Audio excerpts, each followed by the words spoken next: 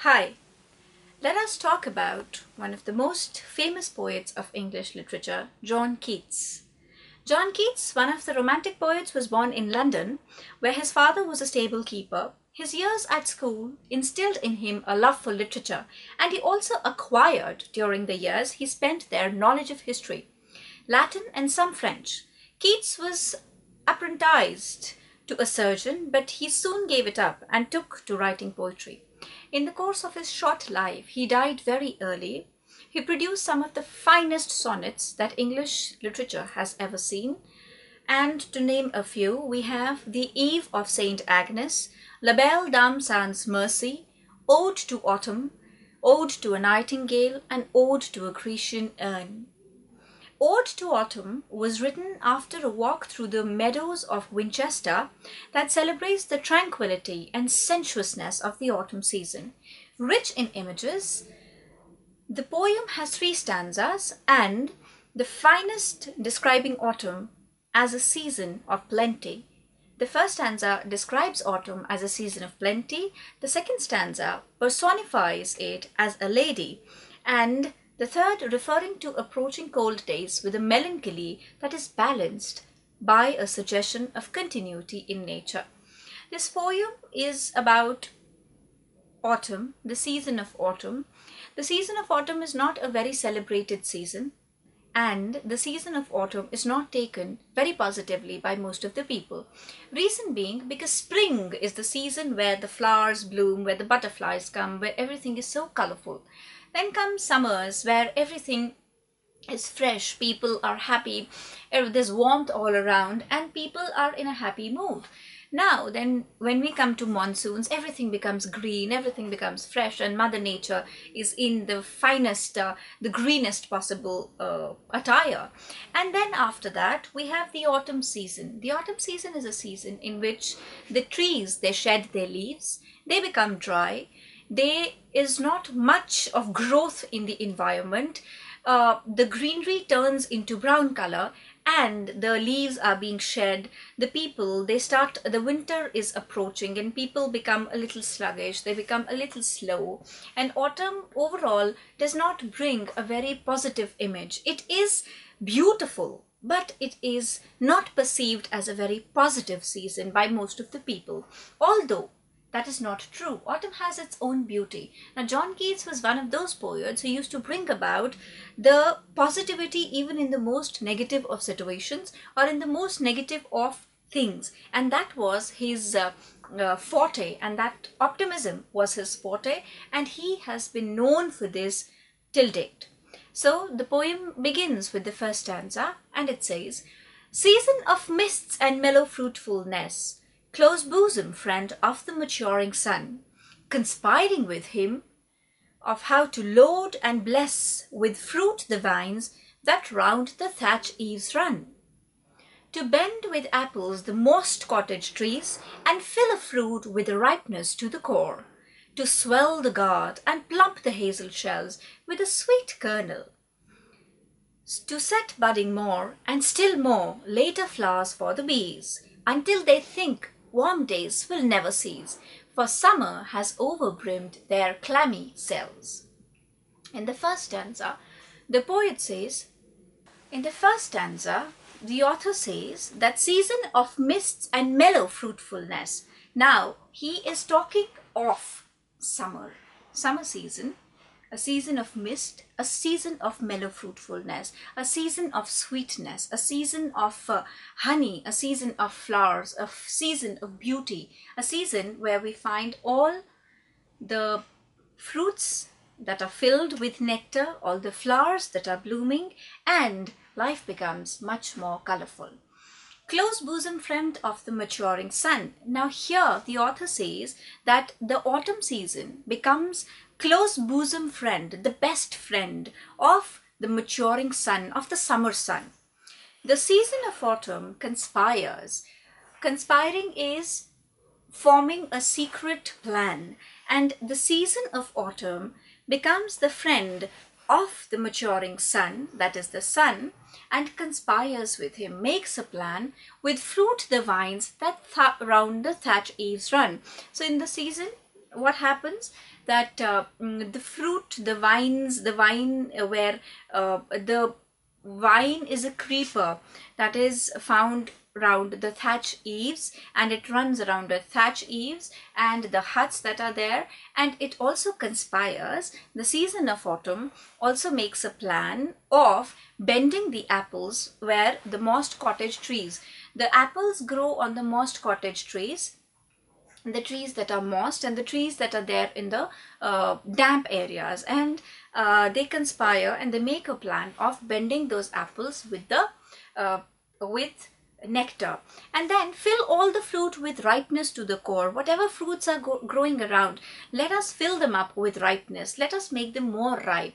And who is doing that? The season of autumn and the sun, they are conspiring and they are wanting to do this, and they are wanting to make all the fruit ripe to the core. And then to swell the gourd and plump the hazel shells. We've all heard of the hazelnut, and they also want that the hazelnut should be filled up, the gourd should be made more plump, the gourd should be filled in with more water, with more nectar, and with more juices, and with the sweet kernel to set budding more, and still more later flowers for the bees. So here the poet says that let us make the flowers so attractive that the bees, when they come and take nectar. Now we all know that in summer season the bees come and they collect a lot of nectar from the flowers, from the plants, and from all the flowers that are growing around. Now he says that let us make those flowers and let us bring the bees to collect nectar from those flowers. And when that nectar is collected, the bees have already collected a lot of nectar in the summer month. So when autumn comes, and if in the month of autumn, after autumn and sun have conspired to make this season beautiful, to fill up flowers, to bring flowers in the season, to fill up the fruits with a lot of nectar and sweetness and ripeness, if all this happens in the autumn season, there will also be flowers. But when the bees will come, and when the bees will come to take nectar from the flowers, they have already filled up their sticky cells, the clammy cells, the sticky cells, which take in nectar. So this has already been done in the month of summer, in the season of summer. So when autumn comes and they see a flower like this, the bees will get confused. The bees will get confused, and he says, and still more later flowers for the bees, until they think that warm days will never cease, and they're confused and they're still believing that the summer season will never get over because it is autumn now and they still have flowers through which they can collect nectar. For summer has overbrimmed their clammy cells. Their sticky cells are already so filled up with nectar, and the summer season has already filled up their clammy cells with nectar. But since the flowers are still there, the bees are still coming, and they are more or less confused about the fact that how can the warm days last for such a long period. Then comes the second stanza. The second stanza begins with the line, who hath not seen thee off amid thy store? Sometimes whosoever seeks a bird may find thee sitting careless on a granary floor, thy hair soft lifted by the winnowing wind, or on a half-reaped furrow sound asleep, drowned with the fume of poppies, while thy hook spares the next swath and its twined flowers. And sometimes, like a gleaner, thou dost keep steady thy laden head across a brook, or by a cedar press with patient look thou watchest the last oozings hours by hours. In the second stanza, there is a personification. There is a personification of the autumn season, and the autumn season is being personified as a lady who does a lot of work. The first work that a lady is doing, the poet refers to the lady by saying that who has not seen you? We have all seen you sitting in your store carelessly, where the wind is lifting your hair. The winnowing wind. What is the job that you're doing? You are winnowing. You're separating the kernel from the husk, and that is what you're doing in a granary store. And the winnowing wind is lifting your soft hair, and that is the first job that you do. The second job that you do is when you are winnowing, when you're sitting on the granary floor, people have also seen you half-reaped, sleeping on a half-reaped furrow, sound asleep, and or on a half-reaped furrow, sound asleep, drowned with the fume of poppies. Then poppy is a flower. Poppy is a flower that is intoxicating, and opium, the drug opium, is taken from the poppy flower. So the poet says that at times when you are cutting the crop, there is also poppy flower that grows in the vicinity. The fume of that poppy flower enters your nose and you become drowned. You become drowsed and you become drowned in sleep, and you go off to sleep. And people have seen you sleeping carelessly on your granary floor because you are under the effect of the poppy flower that is intoxicating, because of which you feel so sleepy. Drowsed with the fume of poppies, while thy hook spares the next swath and all its twined flowers. And sometimes, like a gleaner, the third job is that of a gleaner. The gleaner is a person who carries a lot of grains, the crop from one place to the other. So the poet says that sometimes people have seen you walking like a gleaner, where you pick up your load, put it on your head, and when you cross the brook is a small spring that grows, and that is the third job that you do as a lady. And sometimes, like a gleaner, thou dost keep thy head steady and laden head across a brook. Or the fourth job is that of a cider presser.